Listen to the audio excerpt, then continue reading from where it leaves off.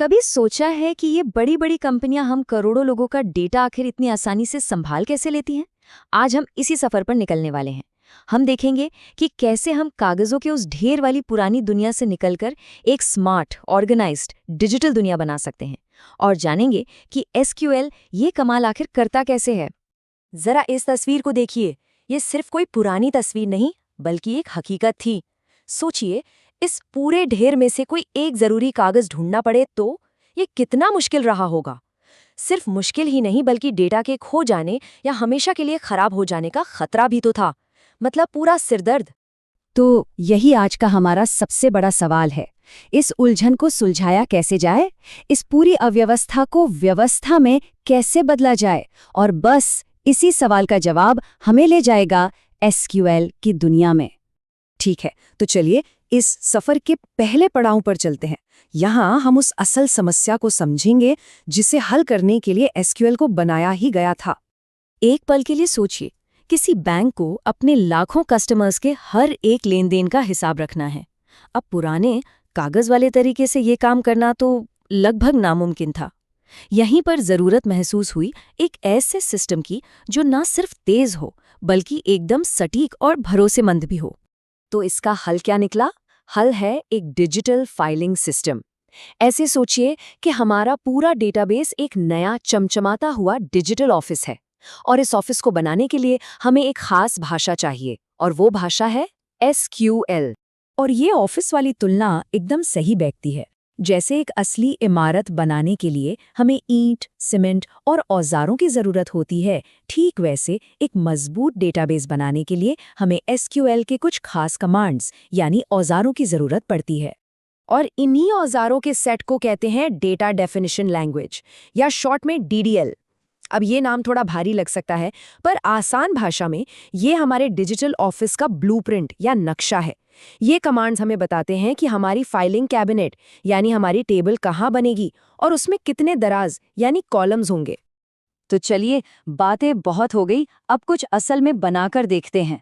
अब हम अपना पहला डीडीएल कमांड इस्तेमाल करेंगे और डेटा रखने के लिए एक नया कंटेनर यानी अपनी पहली डिजिटल फाइलिंग कैबिनेट तैयार करेंगे। मिलिए क्रिएट कमांड से। ये वो कमांड है जो एक खाली जगह पर एक नई शानदार फाइलिंग कैबिनेट बना देता है, जो हमारी सारी जानकारी को सहेजने के लिए बिल्कुल तैयार है। और देखिए, ये कितना आसान है। बस 2 छोटे स्टेप्स। स्टेप 1, हम अपनी कैबिनेट को एक नाम देते हैं, जैसे कस्टमर्स। स्टेप 2, फिर हम बताते हैं कि इसमें कौन कौन से दराज होंगे, जैसे एक नाम के लिए और एक शहर के लिए। और बस हो गया। सिर्फ एक लाइन के कमांड से हमने एक ऐसी परफेक्ट संरचना बना ली है जो हजारों या लाखों कस्टमर्स की जानकारी को व्यवस्थित तरीके से रख सकती है। अभी ये खाली है, पर हमारा ढांचा बिल्कुल तैयार है। बनाना तो सीख लिया, लेकिन अगर हमें किसी पुरानी या गैर जरूरी चीज को हटाना हो तो क्या करेंगे? चलिए, अब इसका ठीक उल्टा काम देखते हैं। इसके लिए हमारे पास है ड्रॉप कमांड। ये क्रिएट का बिल्कुल उल्टा है। ये हमारी फाइलिंग कैबिनेट के लिए एक डेमोलिशन ऑर्डर जैसा है। ये बहुत ही पावरफुल है और इसका असर परमानेंट होता है। तो सबसे जरूरी बात जो याद रखनी है वो ये है कि ड्रॉप कमांड का इस्तेमाल करते वक्त बहुत सावधान रहना चाहिए।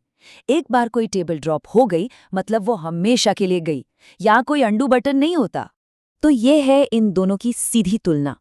क्रिएट एक नई खाली कैबिनेट बनाता है, वहीं ड्रॉप उस पूरी कैबिनेट को उसके अंदर रखे सारे सामान के साथ हमेशा के लिए मिटा देता है।